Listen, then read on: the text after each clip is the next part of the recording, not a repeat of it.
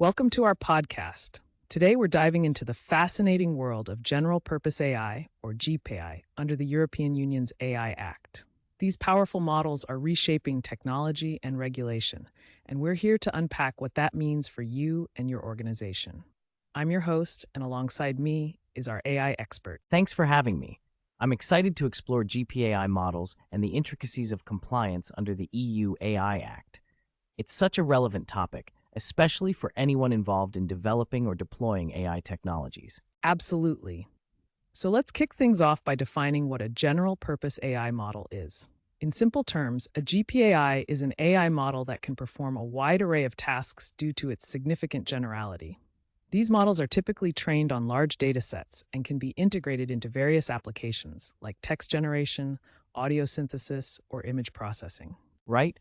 And it's important to note that just because a model is labeled as GPAI doesn't mean it's autonomous or standalone. Rather, these models are foundational blocks incorporated into larger systems or applications. The way they're released, whether through open weights APIs or cloud services, determines their classification under the EU guidelines. Exactly. And to help regulators and developers navigate this landscape, the EU introduced a compute-based threshold.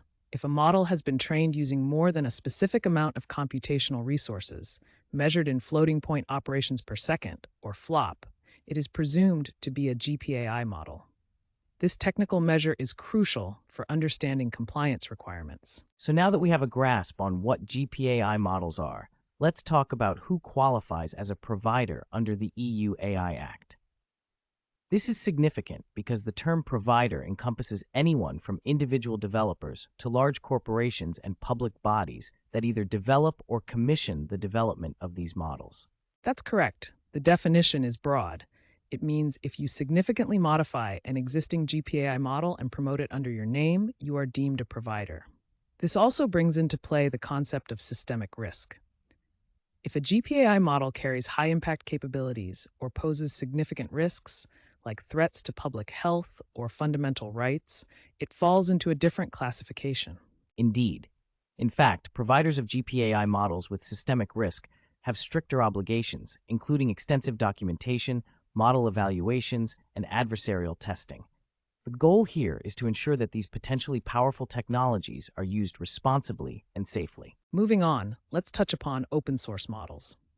The EU AI Act offers specific exemptions for models released under free and open source licenses, which means they can bypass some of the stringent regulations if certain criteria are met, such as making training parameters and architecture publicly available. However, this exemption comes with conditions. Exactly. If an open-source GPAI model presents systemic risks, it must comply with all obligations applicable to GPAI models, regardless of its licensing.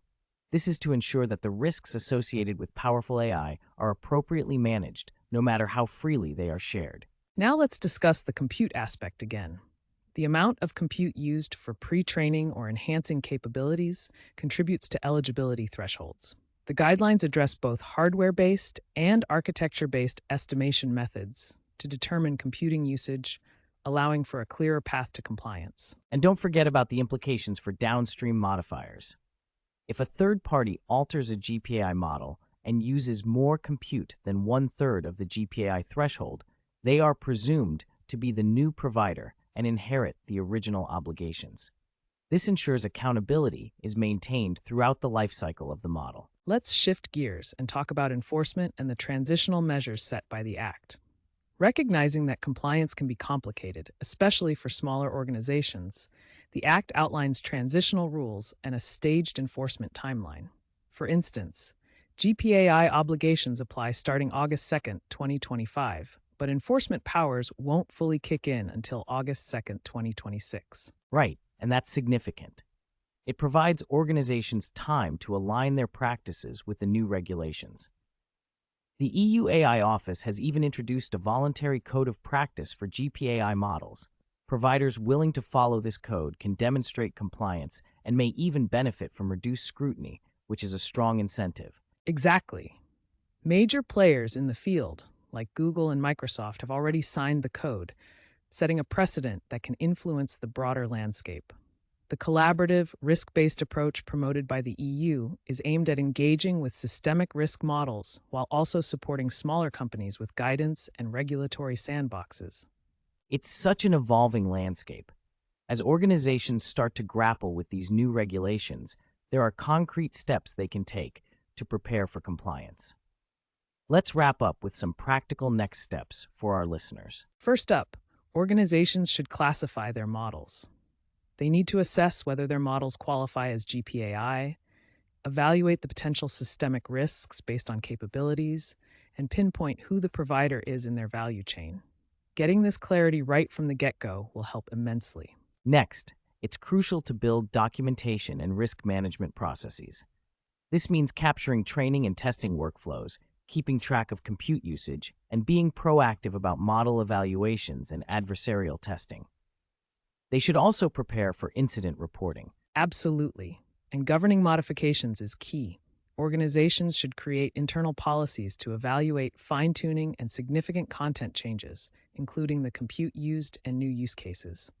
Being ready to take on provider obligations is vital, especially if thresholds are crossed. Finally, engagement is essential.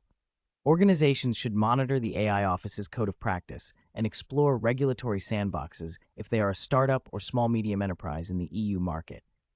Remaining informed and adaptable will be crucial as the landscape keeps evolving. What a rich discussion we've had today. To summarize, understanding what qualifies as a GPAI model, the implications of being a provider, and preparing for compliance are all critical takeaways for anyone involved in AI. We hope our listeners found this episode as enlightening as we did. Thank you all for tuning in. The interplay of technology and regulation is vast and nuanced, and staying ahead of these developments is crucial for innovation. Until next time, keep your AI practices responsible and informed.